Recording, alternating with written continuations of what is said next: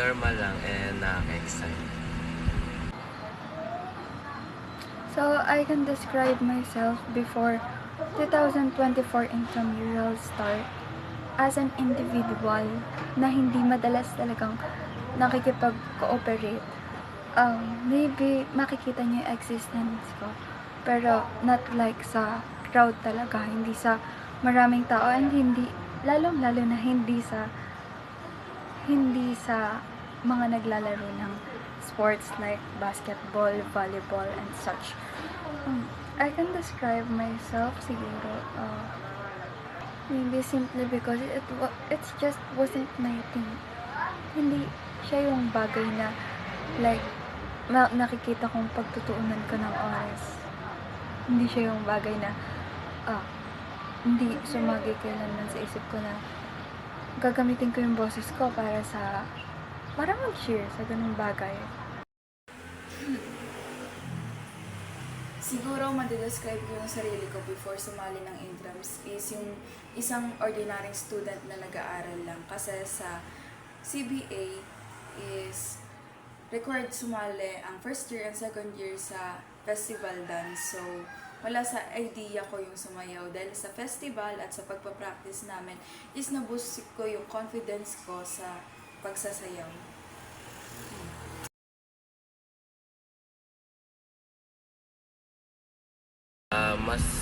Mas na ipamalas ko yung pagko-communicate ko sa loob ng court at sa labas ng court. Kasi hindi ko kilala yung mga ka-teammates ko. And then yun, kinakapa ko sila paunti-unti hanggang sa maging ka-close ko na sila. At dahil doon, mas natulungan yung sarili ko na makipag-communicate na maayos. It made me realize that uses your voice in a sensible way can make things happen. Like, if, like, especially sa mga ganun, diba? Like, magsusupport ka, kailangan yung audience impact. So, dagdag yan na punta sa, sa kung anong department nasaan ka. Ayun. Upon doing that, also, mamomotivate mo yung ka-department mo na naandun sa laro. So, it made me realize that participation is a must, and participation also can make things happen. Mas nabuo siguro yung self-identity ko dahil sa samahan siguro kasi nung habang nagpa-practice kami, nakikita ko yung pagkakaisa ng CBA at pagtutulungan ng bawat isa para sa department namin.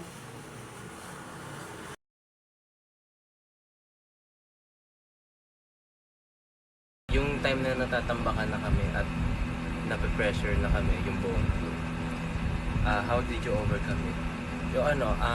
Yung time na natatambakan na kami, dun ko mas nararamdaman na nandun yung eagerness na mas lumaban pa at ipanalo namin yung game kasi natatambakan eh. So, pag napanalo mo yun, yung galing kay tambak, syempre, mas masarap na pakiramdam. Siguro yung hindi nakakakonekta sa identity ko sa pagsali ko sa incomes is yung pagsasayaw. Kasi hindi naman po talaga ako sumasayaw. Wala rin akong experiences sa pagsali sa mga competition. And dahil nga po doon, mas natutuwa ko or mas nakita ko na pwede ko pala gawin yung mga new experiences na akala ko hindi ko kaya.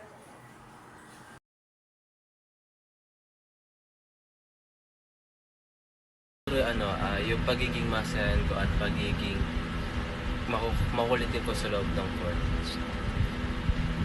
About upbringing, siguro yung lessons na natutunan ko is what more important is na kaya mo, like especially yung pagsali ko sa festival dance. It made me realize na kahit manalo o matalo, as long as na kaya mong tumayo sa harap ng crowd and ma-perform mo habang masaya ka yung mga bagay na hindi mo ina-expect na kaya mo, you must be proud of yourself. So by that, by joining festival dance, dun sa intramurals or sa event na nangyari, I can say that nanalo man kami o hindi, I really give my best. Siguro yung aral na ma-share ko sa iba is yung wag silang mahiyang mag-try or sumali sa mga extracurricular activities dahil mas dun mo makikita yung potential mo, yung talent mo, at higit sa lahat, mas dun mo makikita yung identity mo.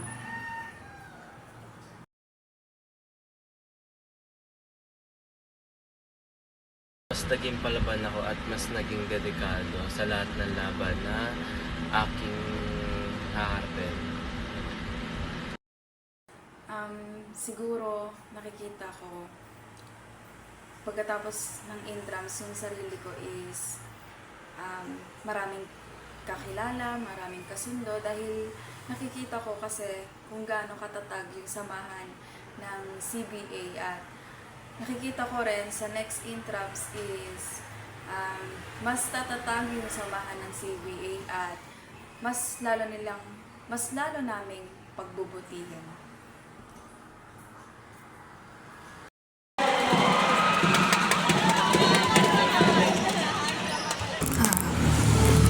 Intramural sports are often perceived as simply an extracurricular activity, a fun break from the academic grind. However, upon closer reflection, intramurals are much more than participating in intramurals provides a unique space for self-exploration. The diverse range of sports and activities offered allows individuals to step outside their comfort zones and try something new. This aspect of a self-exploration often leads to unexpected personal growth.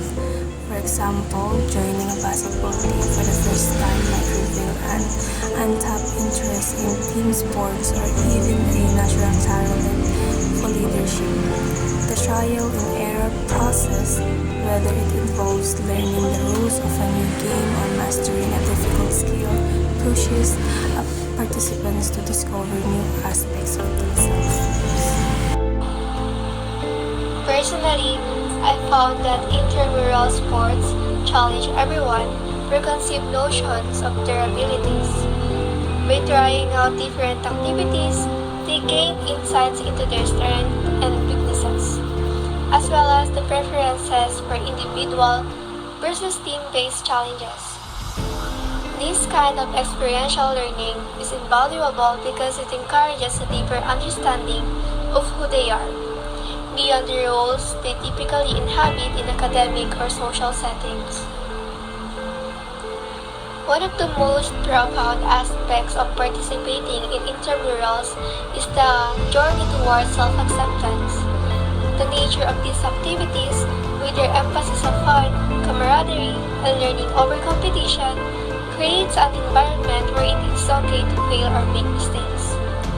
Unlike highly competitive sports, intramurals emphasize personal growth and enjoyment.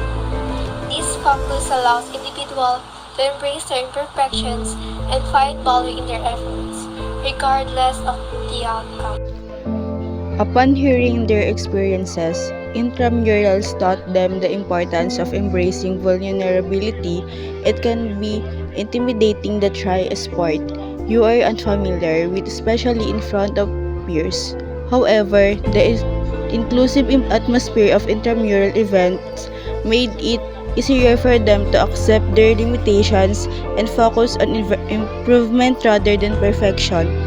The realization helped the participant build a healthier self-image as they learn to appreciate the process of growth and development rather than fixed or immediate success.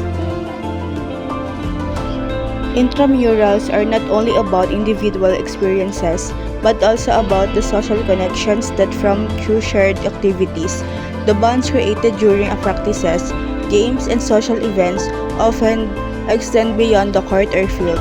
This interaction provides a sense of community and belonging which can be vital for identity formation, especially during formative years like high school or college. For them, participating in intramurals led to friendship with people they might never have met otherwise.